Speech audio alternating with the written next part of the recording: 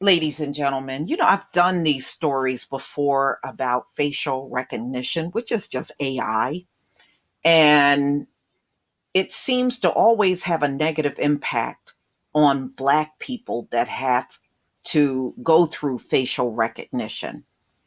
And some have been jailed, and some it don't detect the Black person. These things are happening because whoever designs and programs really is the person that program AI. That's where the racial biasm is coming from. That's where it's coming from.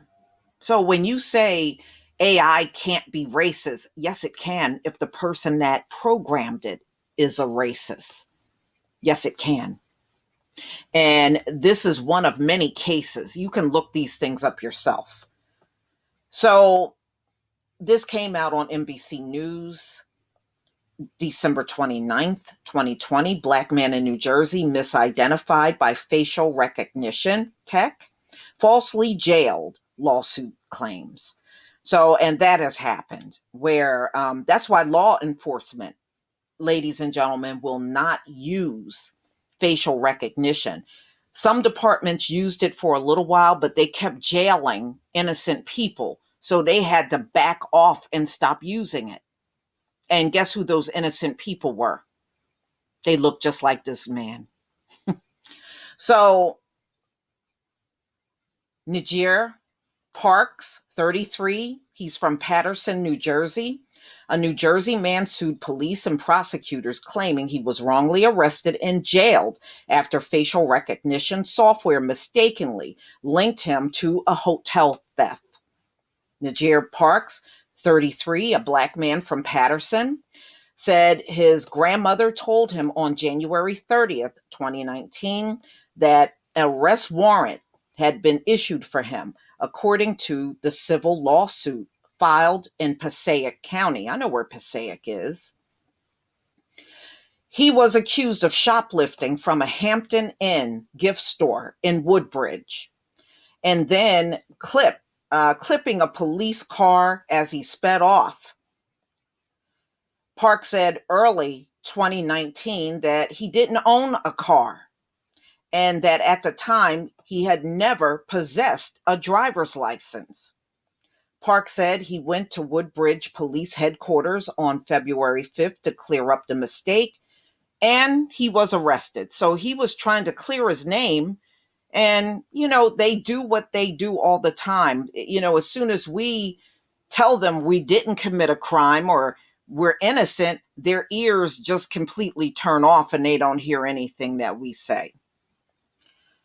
So, ladies and gentlemen, as he had previously told the clerk, plaintiff told the interrogators that he had never had a driver's license and that he had never owned a car and that he had never been to Woodbridge. According to the lawsuit by Park's attorney, Daniel Saxton, the plaintiff also gave a solid alibi that proved he could not have done what he was suspected of doing, the suit said. Wow. Parks claimed that he had sat in jail for 10 days. Police and prosecutors didn't bother to check fingerprints, DNA, at the scene that could have cleared him. No, because see, they see the black face. Oh, he did it. We got the right guy. We know he did it.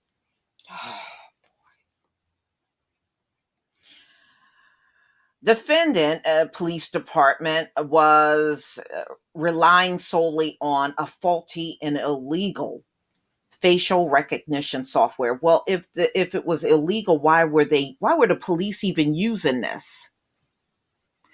Because a lot of these facial recognition softwares were banned by police departments because they kept identifying the wrong person.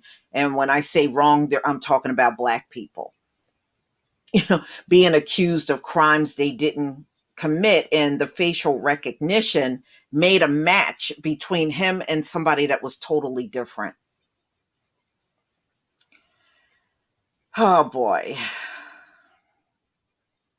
Mm-mm-mm.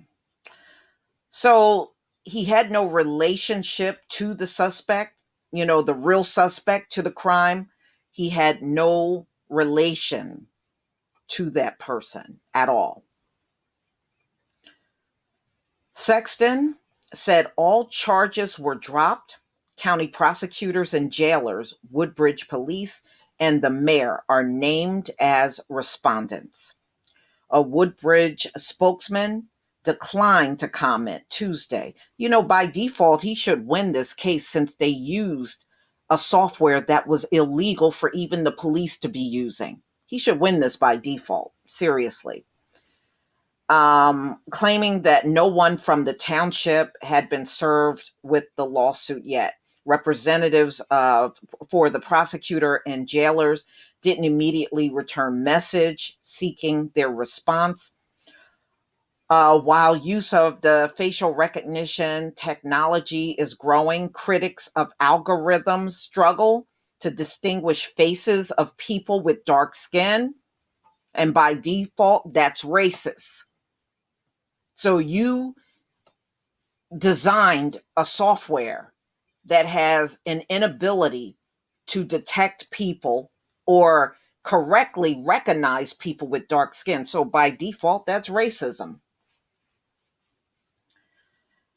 Nathan Freed Wessler, a staff lawyer for the ACLU's Speech, Privacy, and Technology Project, said Tuesday that Parks' arrest was the result of flawed and privacy invading surveillance technology. There are likely many more wrongful interrogations, arrests, and possibly even convictions because of this technology that we still do not know about, Wessler said in a statement, adding that this technology disproportionately harms the Black community. And when we make these statements, you try to claim, how can AI be racist? This is how. This is how. But I can understand you having a high IQ and all, that puts you at a disadvantage of understanding these things. I get it. But y'all, please tell me what you think. I wish this man the best. I hope he gets a lot out of his lawsuit. He definitely deserves it for what he's been through. And many more that we probably don't know about that are going through this same thing. Please leave your comment and subscribe. Don't forget to hit on the notification bell, and I'll see you on the next video. Peace, family.